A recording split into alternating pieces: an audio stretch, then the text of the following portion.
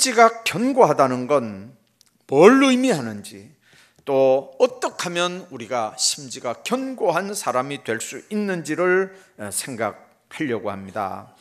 우선 심지가 견고하다는 말은 국어사전에 보니까 마음이 흔들리지 않고 마음을 정하고 흔들리지 않는다, 그런 의미지만 하나님을 향한 마음의 신앙이 흔들리지 않고 한번 주님을 섬기기로 작정했다면 어떤 상황을 우리가 당한다 할지라도 우리 중심이 흔들리지 않는 걸 의미합니다. 그래서 심지가 견고하다는 말은 변덕스럽지도 않다는 말이고 한 마음으로 주를 따르고 섬긴다는 걸 의미하는 말입니다. 그러면 심지가 견고한 사람은 어떤 사람입니까? 주를 신뢰하는 사람입니다. 오늘 4절 말씀 보십시오. 너희는 여호와를 영원히 신뢰하라. 주 여호와는 영원한 반석이심이라. 신뢰한다는 말은 굳게 믿고 의지한다는 말입니다. 원어의 뜻은 완전히 맡긴다, 그런 의미입니다. 성경에는 하나님이 주신 기회를 충성스럽게 잘 감당한 사람이 있는가 하면 기회를 주셨음에도 불구하고 실패하는 그런 인생을 산 사람도 있습니다. 여러분들, 사울같이 좋은 기회를 얻었지만 결과가 별로 안 좋게 산 사람도 아마 없을 겁니다. 사울 말년이 왜 그렇게 비참하게 됩니까? 하나님의 명령을 어기고 하나님께 신뢰를 잃어버리기 때문에 그랬습니다. 하나님으로부터 신뢰를 잃어버리면 인간적으로 아무리 사람들을 의식하고 사람들 목소리를 의식해도 하나님께로부터 신뢰를 잃어버리면 모든 걸 잃어버리게 됩니다.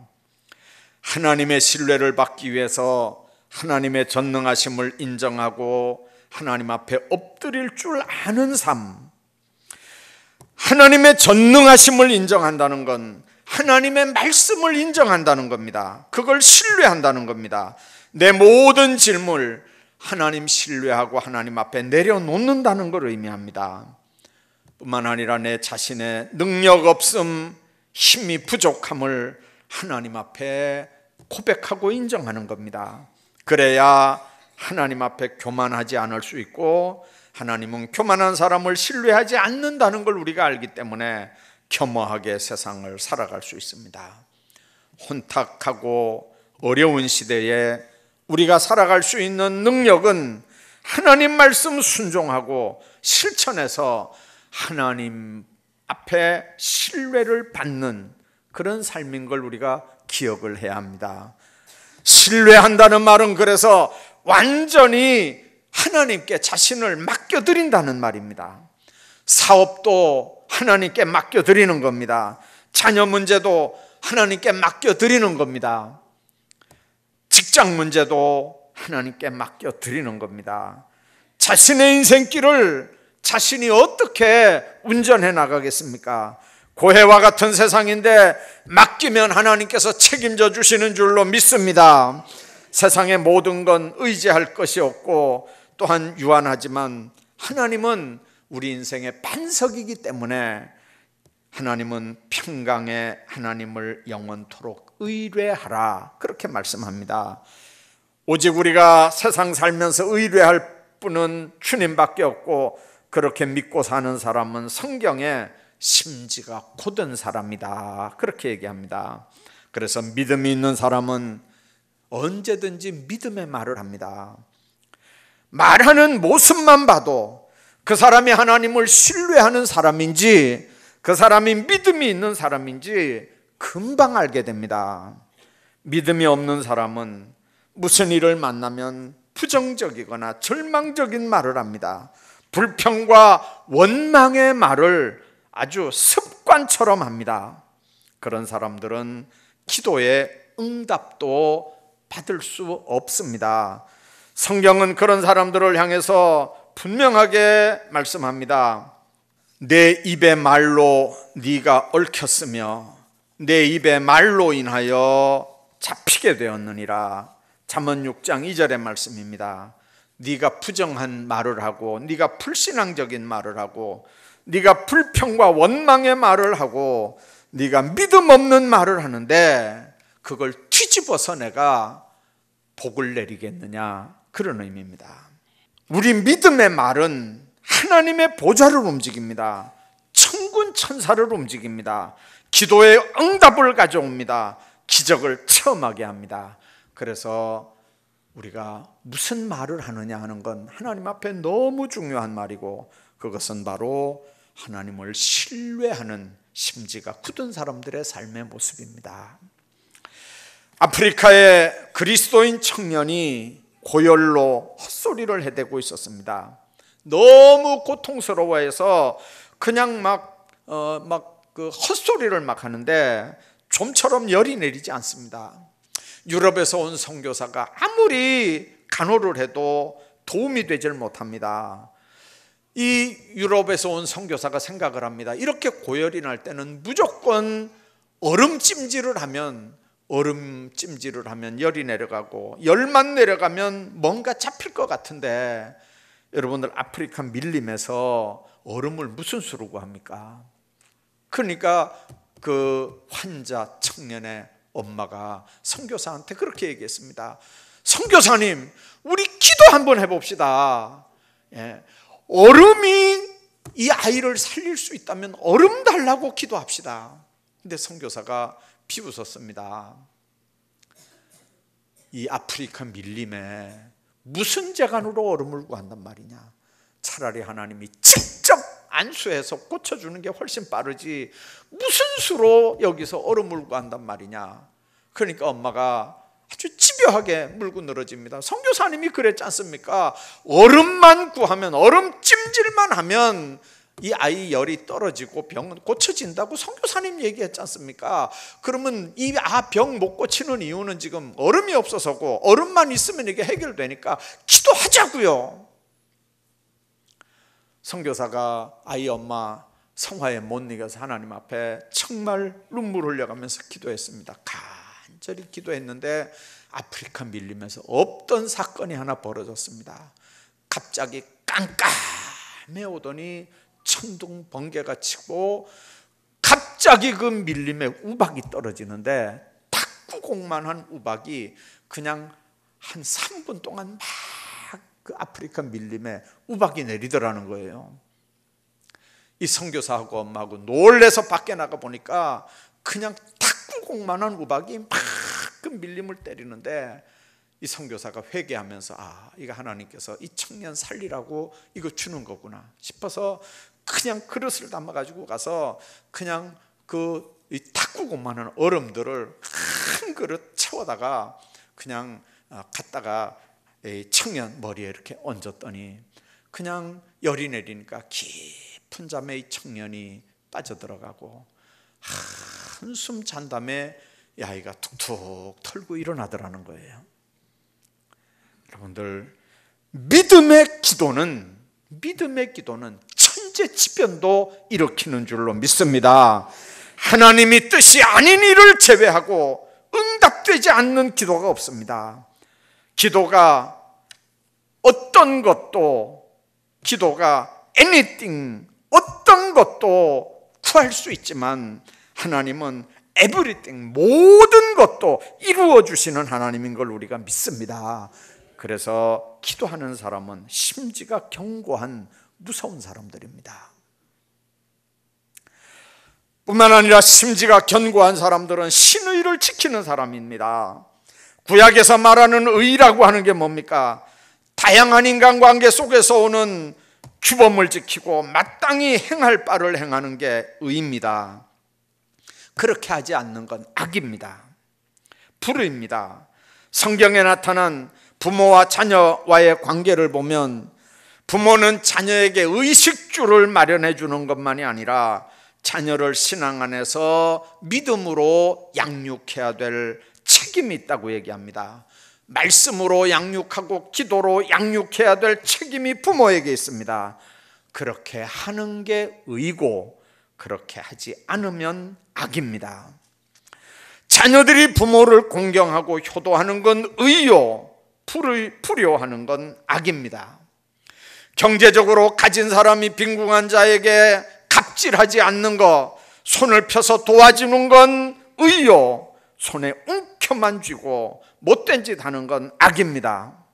하나님과의 관계에서 의라고 하는 건 하나님을 절대적으로 신뢰하는 게 의입니다. 그렇게 하는 게 인간의 도리입니다. 하나님을 신뢰하지 않는 일, 그렇게 하는 말, 그렇게 하는 모든 행동들이 다 하나님 앞에는 악입니다. 인간들끼리도 신의를 지키는 사람을 의리가 있는 사람이라고 얘기합니다. 세상 사람들이 말하는 의리입니다. 그러나 인간들의 의리는 이권 앞에서, 명예 앞에서, 권력 앞에서 금방 이렇게 내팽개쳐지는 모습을 지금 우리가 얼마든지 봅니다. 그러나 하나님 앞의 의리는, 신의는 심지가 견고한 사람들의 몫입니다. 사울 왕은 죄 없는 다윗을 죽이려고 했습니다. 왕으로서 충성된 신하에게, 더더군다나 자기 사위에게 결코 해서는 안 될 행동을 한 것인데 성경은 그걸 악이라고 얘기합니다. 다윗은 2번이나 사울 왕을 죽일 기회가 있었지만 기름 부음 받은 왕에게 손을 대서 안 된다고 하는 하나님의 규범을 알기 때문에 그걸 믿음으로 지킵니다. 나중에 제정신 돌아온 사울 왕은 다윗을 향해서 그렇게 얘기합니다. 내 아들 다윗아, 이것이 네 목소리냐? 아둘랑굴 건너편에서 지금 다윗을 향해서 그렇게 얘기합니다. 나는 너를 학대하였으되 너는 나를 선대하니 너는 나보다 의롭도다. 너는 나보다 의롭다. 여러분들, 사울이 다윗 보고 한 얘기입니다. 너는 나보다 의롭구나. 뿐만 아니라 신의를 지킨다는 히브리어 뜻은 하나님께서 세우신 언약을 계속해서 준수한다는 뜻입니다. 기준은 하나님에게 있습니다. 하나님께만 깊은 신뢰를 두고 있는 자들은 하나님께서 허락하시는 평강의 주인공들이 된다고 하는 말입니다. 예수 믿는 사람들이 세상 사람들에게 신뢰를 얻고 신의를 지킬 수 있는 건 예수 믿는 사람들의 기준, 삶의 기준이 하나님 앞에 있기 때문에 그렇습니다. 하나님 앞에 신뢰 기준이 없는 사람은 이거는 부평초 같습니다. 뿌리 없는 물에 떠 있는 풀 같아서 물 흐르는 대로 그냥 흐를 수밖에 없습니다. 그래서 시대에 부응하는 처세술에 능합니다. 세상을 살아가는 인생 철학을 인간적으로 터득합니다. 그러나 자신의 능력과 의지를 기초로 삼아서 자신 주관대로 모든 걸 판단하면서 인생을 건축해가는 사람은 언제나 거대한 폭풍이 몰려올 때는 맥없이 그 인생이 무너질 수밖에 없습니다. 하박국의 기도가 그런 겁니다. 비록 무화과 나무가 무성하지 못하며 포도나무에 열매가 없으며 감람나무에 소출이 없으며 밭에 먹을 게 없으며 우리의 양이 없으며 외양간에 소가 없을지라도 나는 여호와로 말미암아 즐거워하며 나의 구원의 하나님으로 말미암아 기뻐하리로다. 수많은 유대인들이 학살을 당하고 수많은 죄 없는 유대인들이 독일 아우슈비츠에서 죽어갈 때 그 현장에서 눈물 흘리면서 유대인들이 외친 질문이 이겁니다. 하나님, 지금 어디 계십니까? 하나님, 왜 하나님의 백성들에게 이런 사건을 허락하십니까? 벽에 그런 낙서들이 무수하게 기록이 되어 있습니다. 하나님, 지금 어디 계십니까? 왜 우리에게 이런 어려운 일들을 허락합니까? 그런데 연합군이 그 수용소를 나중에 탈환을 했습니다. 그리고 수용소 벽을 감시하다가 한쪽 벽에 쓰여진 찬송가 가사를 보면서 유엔군들이 깜짝 놀랐어요. 연합군들이 깜짝 놀랍니다. 또 한쪽 구석에 보면 그 크신 하나님의 사랑 말로 다 형용 못하네.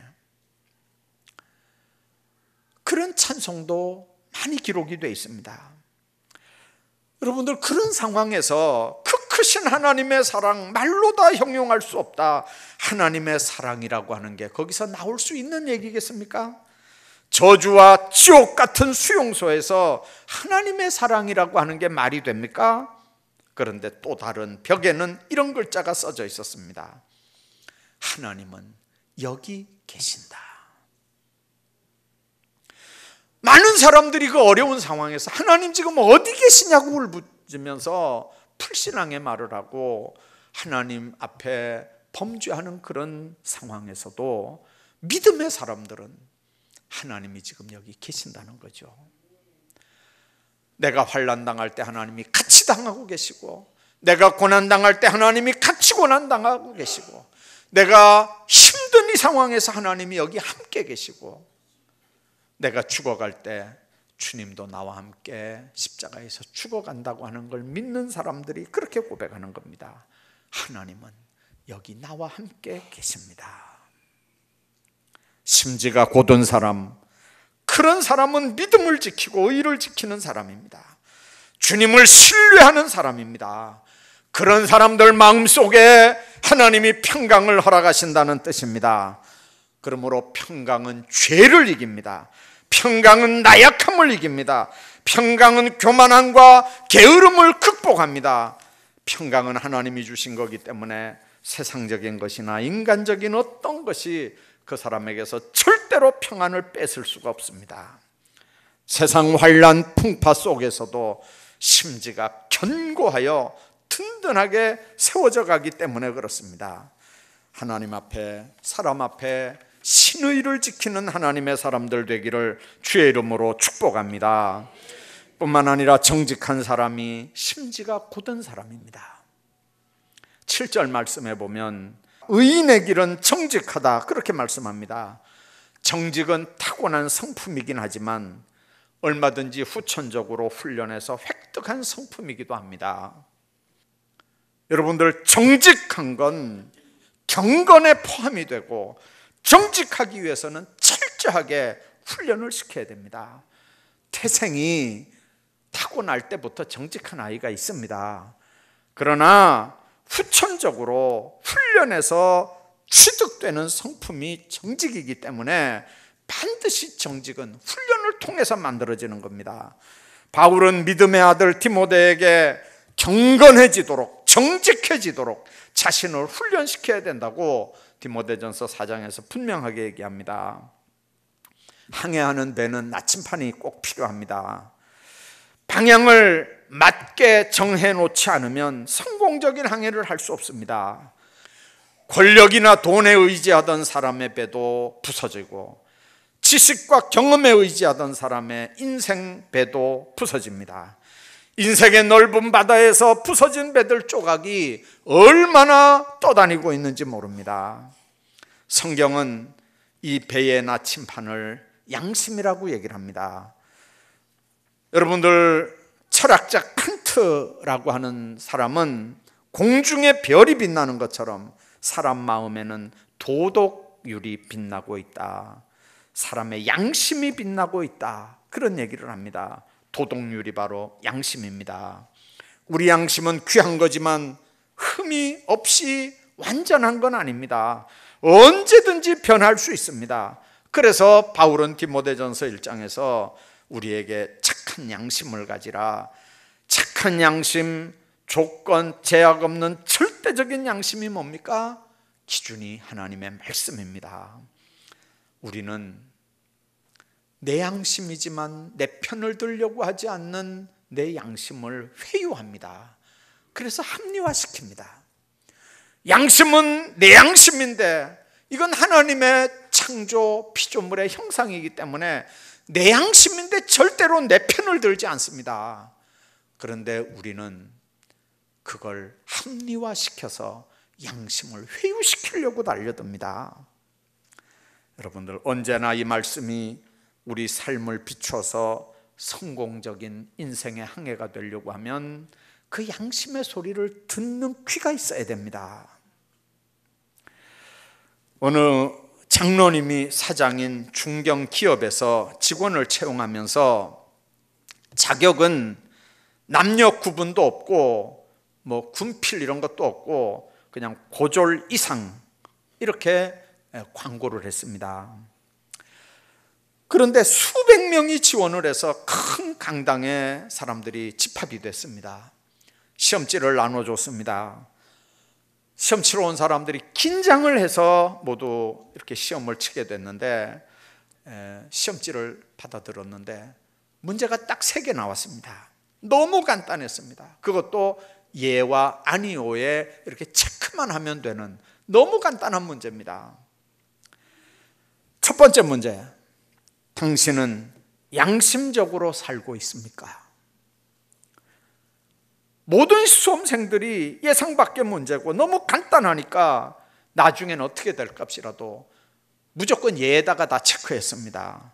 두 번째 질문, 당신은 거짓말을 하지 않고 살고 있습니까?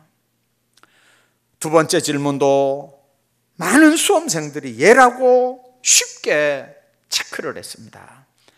사람은 누구를 막론하고 세상 살면서 사소한 일에 거짓말하게 되지만 당장 회사에 들어가야 되니까 서슴없이 거짓말하지 않는다고 이렇게 예라고 이렇게 체크할 수밖에 없습니다. 회사 입사해서 직원으로 근무하면서 거짓말 안 하면 되지, 그렇게 하고 체크를 하는 겁니다. 세 번째, 당신이 우리 회사 사장이라면 당신을 직원으로 채용하겠습니까? 세 번째 문제는 자신과 관계된 질문입니다. 회사 사장 입장에서 나 같은 사람을 채용하겠느냐 하는 물음입니다. 꺼림직하긴 하지만 지금 회사 들어가려고 지금 시험 치는 거니까 무조건 다 예라고 대답을 했습니다. 나중에 놀라운 사건이 벌어졌습니다. 여러분들, 이런 3가지 문제는 실력하고 전혀 상관없습니다. 어느 대학 나왔느냐 하고 전혀 상관없습니다. 여러분들, 모인 사람 중에 오로지 딱 1명만 모두 아니요라고 다 쳤습니다. 어떤 사람은 2개 하나, 어떤 사람은 하나 둘, 어떤 사람은 3개 다 예라고 다 했는데 그 많은 사람 중에 100명이 넘는 사람 중에 딱 1명만 무조건 다 아니요, 아니요, 아니요 이렇게 했습니다. 그 회사에 누가 합격했을 것 같습니까? 바로 아니요라고 닫힌 그 사람. 우리가 하나님 앞에 분명하게 기억해야 되는 게 있습니다. 실력은 없으면 나중에 쌓아나가면 됩니다. 실력 없으면 나중에 쌓아나가면 된다고요. 지식 없으면 나중에 습득하면 됩니다. 기술 없으면 나중에 습득하면 됩니다. 그러나 하나님 관계에서 신의를 지키지 않는, 하나님 관계에서 하나님을 신뢰하지 않는, 하나님 관계에서 정직하지 않은 그런 심지가 곧지 못한 인간은 하나님 앞에나 사람 앞에 절대로 쓰임받지 못합니다. 하나님께서 여러분들을 통해서 그런 일에 이번 주간에는 쓰임 받으시기를 주의 이름으로 축복합니다.